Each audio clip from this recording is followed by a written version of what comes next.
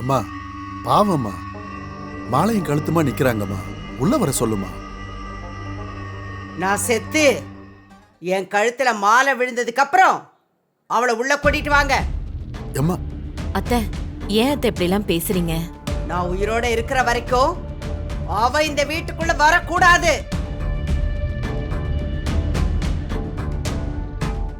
ஏம்மா, சின்ன பிள்ளை மாதிரி அடம் பிடிச்சா எப்படிம்மா? என்ன இருந்தாலும் ஜீவா தாலி கட்டிட்டாமா. அடுத்தவன் கட்ட இருந்த தாலி தானே, அதை அறுத்தெறிஞ்சிட்டு அவளை போ சொல்லு. அத்தை, அப்படிலாம் சொல்லாதீங்க அத்தை. மா, அதான் அப்பத்தா சொல்றாங்கல்ல, எதுக்கு அப்பத்தாவை டென்ஷன் பண்றீங்க? முதல்ல அவளை இங்கிருந்து அனுப்பிவிடுங்க. ஏன் அத்தை, அம்மாச்சிக்கு மனசுல எம்புட்டு கஷ்டம் இருந்தா சாப்பிடாம கொள்ளாம இப்படி சாமியை கெதின்னு உட்கார்ந்துருப்பாங்க. இதுக்கு மேலேயும் பேசி அவங்களை கஷ்டப்படுத்தாதீங்க. போங்க அத்தை.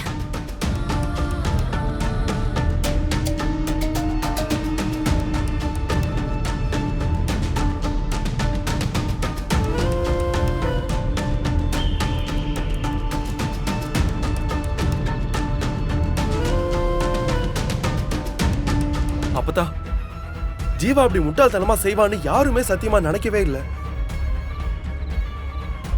ஆனா மீனாட்சி அவன் பொண்டாட்டி ஆக்கிட்டான்.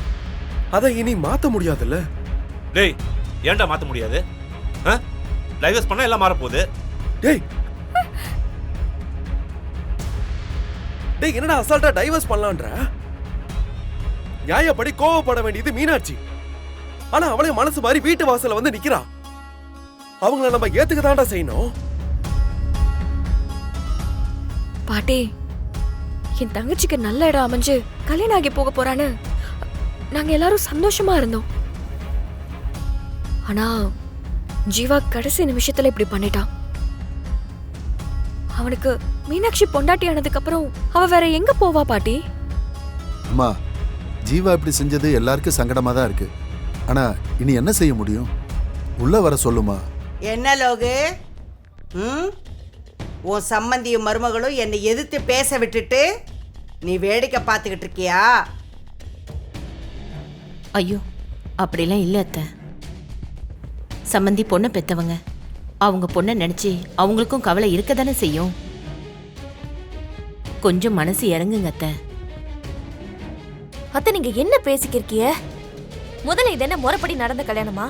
அம்மாச்சிய மீறி நடந்த கல்யாணம். அது எப்படி அவங்க உள்ள வர முடியும்?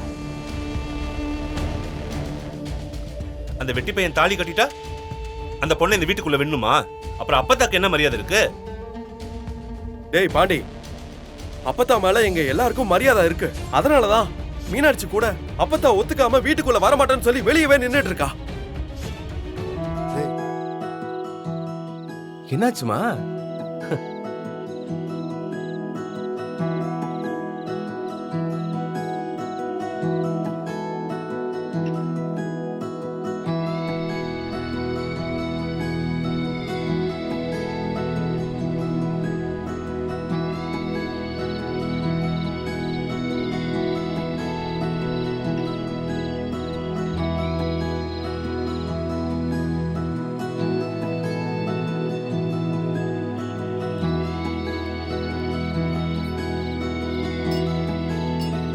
கொண்டாமா. மீனாட்சி, 2 பேரும் உள்ள போங்க. வா போலாம்.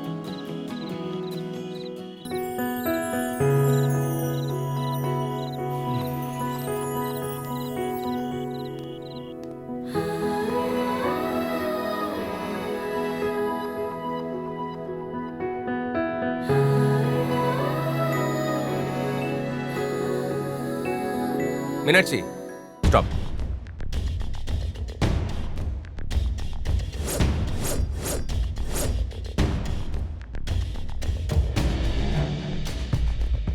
என்னது?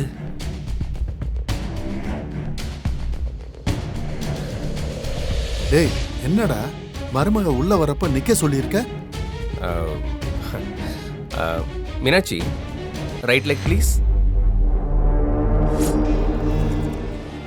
மீனாட்சி, கல்யாணம் ஆனதுக்கு அப்புறம் முதல் தடவையா நீ வாழ போற வீட்டுக்குள்ள காலடி எடுத்து வைக்க போற.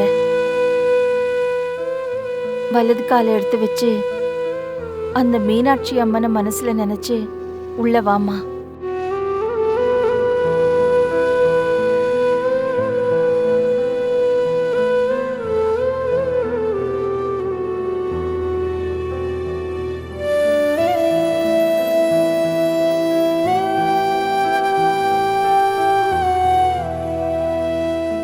ஏய் நில்லு. என் வீட்டு வாசப்படியில ஒரு அடி எடுத்து வைக்க கூடாது. செய்யறதெல்லாம் செஞ்சுபிட்டு என் வீட்டு தைரியம் இருந்தா என் வீட்டு வாசல்ல கால் எடுத்து வைப்ப. ஆனா ஒண்ணு மட்டும் ஞாபகம் வச்சுக்கோங்க, தப்பு பண்ணிட்டு தலை குனிஞ்சு நிக்கிற பொறுப்பில்லாத ஆம்பளைகளும் எல்லாத்தையுமே தப்பா கணக்கு போடுற நீங்களும் இருக்கிற வீட்டுக்குள்ள வரத்துக்கு எனக்கு விருப்பம் இல்ல. என்ன யோசிக்கிற மீனாட்சி? அப்பத்தா சொன்னாதான் வருவேன்னு. அப்பத்தா தான் சொல்லிடுச்சே. அதான் தடை உத்தரவை எடுத்தாச்சுல்ல. இனிமேல இது உன் வீடு.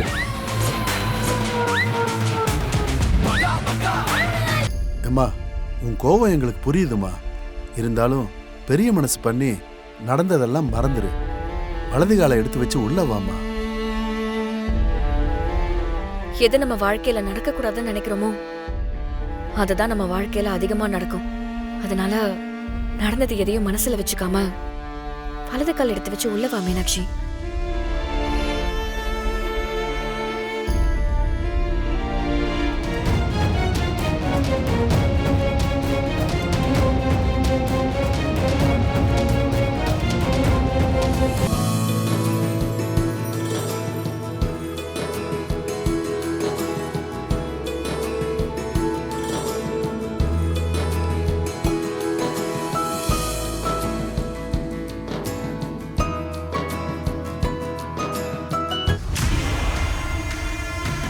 வந்துட்டா? மீனாட்சி, உன் கையால அந்த விளக்கேத்துமா. நீ விளக்கேத்துறத பார்த்துதாம்மா எங்க மனசுல வெளிச்சம் பரவும். ஏத்துமா. மீனாட்சி, நான் இந்த வீட்டுக்கு மருமகளா வந்தப்ப விளக்கேத்துறதே ஒரு பிரச்சனையா இருந்தது. என்ன நடந்துச்சுங்கிறது உனக்கே தெரியும். நான் விளக்கேத்துறத பாக்குறதுக்கு தான் உனக்கும் அம்மாவுக்கும் கொடுத்து வைக்கல. இப்போ நீ ஏத்து, அதை பாக்குற பாக்கியம் எனக்கும் அம்மாவுக்கும் கிடைக்கட்டும்.